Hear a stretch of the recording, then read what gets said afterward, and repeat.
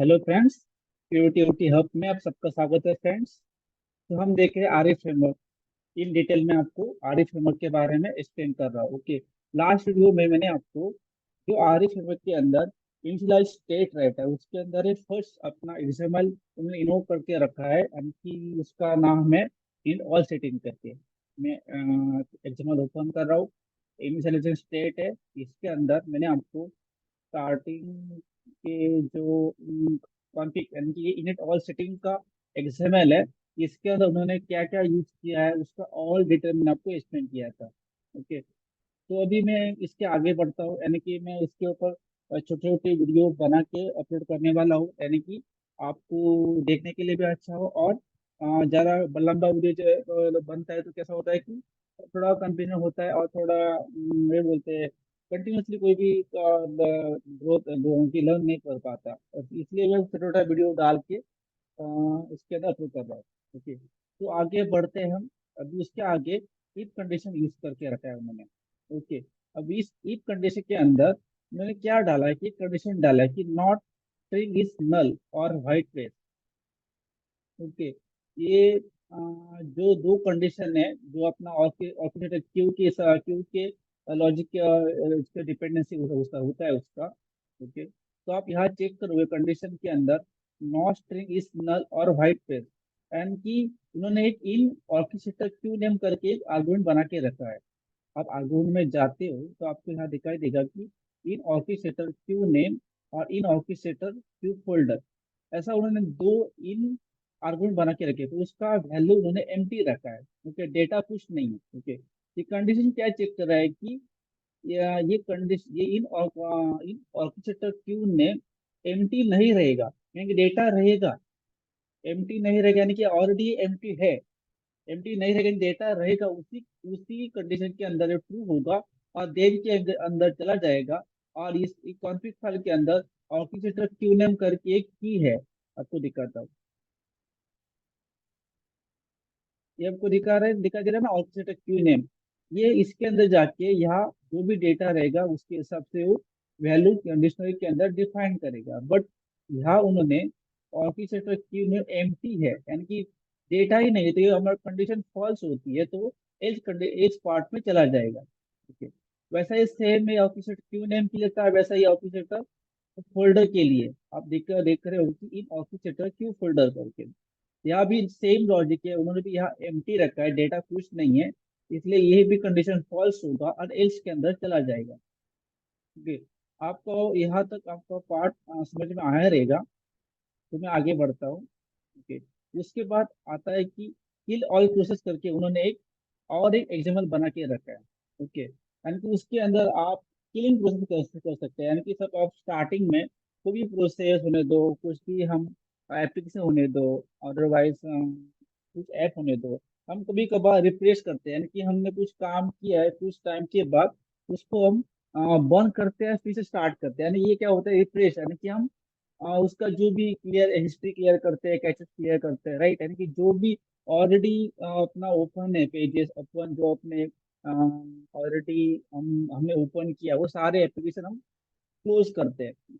वैसा ही यानी कि एक रिप्लेस के लिए, यानी कि समझो अपना जो प्रोजेक्ट है उसके अंदर कुछ दो एप्लीकेशन यूजेबल है। ओके, तो समझो कि बॉट रनिंग पे है, बॉट कुछ टाइम के बाद बॉट फेल हो चुका है, बॉट को मुझे दोबारा रन करना है। उस केस में आप डायरेक्ट बॉट रन करोगे तो क्या होगा कि ऑलरेडी एप्लीकेशन आपका ओपन रहेगा, तो आपका जो आपका ऑलरेडी डेवलप कोड है उसके अंदर आप मिसमैच हो सकता है, यानी कि एरर दे सकता है बॉट।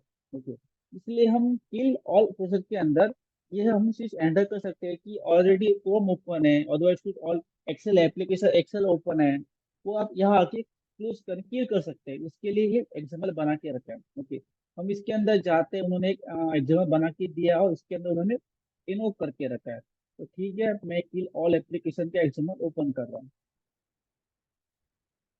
ओके, ओपन करने का उन्होंने कुछ आर्गुमेंट और कुछ वेरिएबल बना के नहीं रखा है, क्योंकि ये एज अ जो प्रोसेस बिल्ड कर रहा है उसके हिसाब से उसको इसके अंदर ऐड करना होता है किल प्रोसेस, यानी कि आप एक्टिविटी के अंदर जाते हो, आपको यहाँ किल प्रोसेस करके एक्टिविटी मिलती है।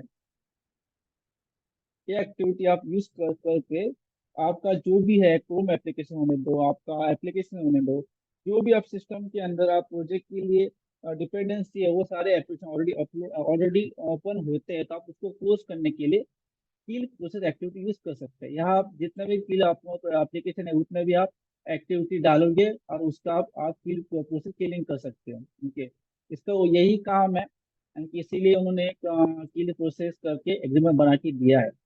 ओके, ठीक है, मैं आगे बढ़ता हूँ। इसके बाद एड लॉक किल, यानी कि बिजनेस प्रोसेस नेम है। यहाँ कॉन्फ़िग के अंदर एक तो दिखाता हूँ मैं, आप इसको ओपन करते हो, ये कॉन्फ़िग करके एक, हाँ, जो अपना कांस्टेंट शीट है उसके अंदर एक ये बना के रखा है उन्होंने। ओके, आप देख रहे हो ना कि log app business process name, यानी कि उधर उन्होंने ऑलरेडी फ्रेमवर्क करके डिफाइन करके रखा है। ओके, तो वही ये डेटा वो लोग इसके अंदर डिफाइन कर रहे हैं, लॉग बिजनेस प्रोसेस के अंदर वो डिफाइन कर रहे हैं। ओके,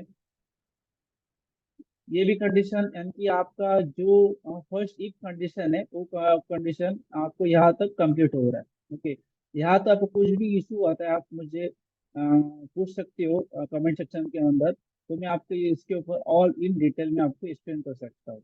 ओके, तो ठीक है, इसके आगे बढ़ते हैं। उसके आगे और एक इफ कंडीशन है, उसके अंदर वो लोग चेक करें कि मैक्स कंजेटिव सिस्टम एक्सेप्शन एक्सीड करके। ओके, ये एक कंडीशन है, उन्होंने कंडीशन में क्या चेक कर रहे हैं कि जो मैक्स कंजेटिव सिस्टम एक्सेप्शन है वो 0 से बड़ा होना चाहिए, और जो अपना कॉन्फ़िग के अंदर उन्होंने जो डिफाइन किया है, ऑलरेडी वेरिएबल डिफाइन किया है, उससे भी वो बड़ा होना चाहिए। ऐसा कंडीशन डाल के रखा है, यानी कि ये एक्सेप्शन थ्रो करने के लिए रहता है।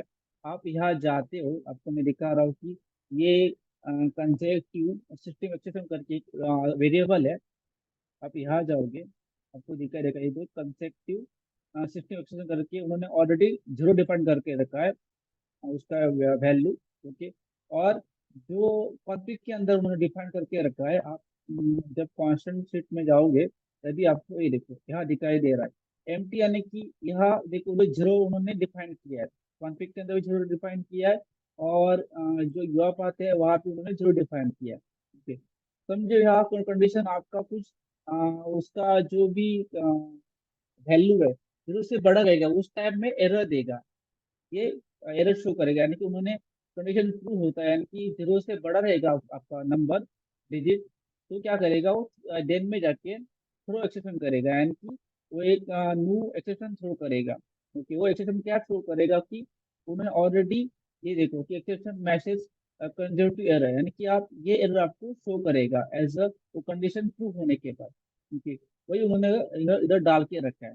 ओके, तो एल्स पार्ट में आप कुछ भी नहीं है, इतना ही उन्होंने डाल के रखा है कि सिर्फ एरर थ्रो करने के लिए उसका काउंट जब मैक्स मैक्स हो जाता है, 0 से बढ़ जाता है, तो उस केस में बॉट को एक्सेप्शन थ्रो करने के लिए उन्होंने कंडीशन डाल के रखा है।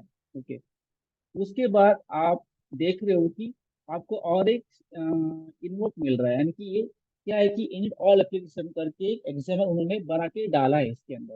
ओके, ये क्या वर्क करता है कि इसके अंदर आप आपके जो एप्लीकेशन है, अदरवाइज अब समझो कि आपका फेसबुक के ऊपर आपका कुछ प्रोसेस है, अदरवाइज कुछ बैंक रिलेटेड आपका कुछ प्रोसेस है, उसके अंदर आपके एप्लीकेशन होते हैं, यानी कि एप्लीकेशन अदरवाइज वेबसाइट होते हैं, तो उसको लॉगिन करना होता है। कुछ अलग डेस्कटॉप एप्लीकेशन होते हैं, उसको आपको लॉगिन करना होता है। वो सारा पार्ट, लॉगिन का पार्ट, आप यहाँ इसके अंदर इन ऑल एप्लीकेशन के अंदर आप कर सकते हो। ओके, उन्होंने डिफाइन लॉग में से डाल के रखा है कि ओपनिंग एप्लीकेशन, यानी कि उन्होंने एक डिफाइन करके रखा है कि यहाँ आप इसके अंदर आने के बाद वो एप्लीकेशन ओपन करेगा।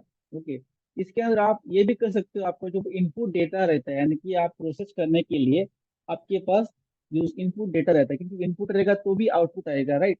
तो आपके पास इनपुट डेटा रहता है, उसको समझो आपको मैसेजिंग करना है, अगर उसको रीड करना है, और उसके अंदर आपको कुछ न्यू फिल्ट्रेशन करना है, जो भी आपको डेटा मशीन करना, आप इस इन ऑल एप्लीकेशन के अंदर कर सकते हो।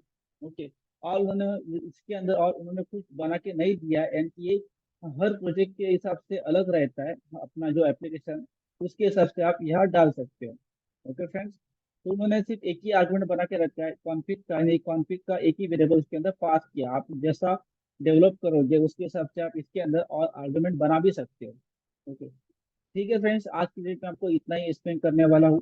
आगे में जो भी इसका आगे प्रोसीजर है, यानी कि जो उन्होंने क्या करके रखा है कि जो आगे के स्टेट है, get transaction data, process transaction और एंड प्रोसेस, इसके लिए भी अलग अलग वीडियो में बनाते जाऊंगा और मैं यूट्यूब चैनल के अंदर डालते जाऊंगा। ओके फ्रेंड्स, इसके अंदर जो मैंने इसका स्टेट आपको पूरा इन डिटेल एक्सप्लेन किया है, तो भी आप इसके अंदर आपको कुछ डाउट आता है, आपको कुछ पॉइंट समझ में नहीं आ रहा है, आप मुझे पूछ सकते हो कमेंट सेक्शन में आके। Okay friends, thank you.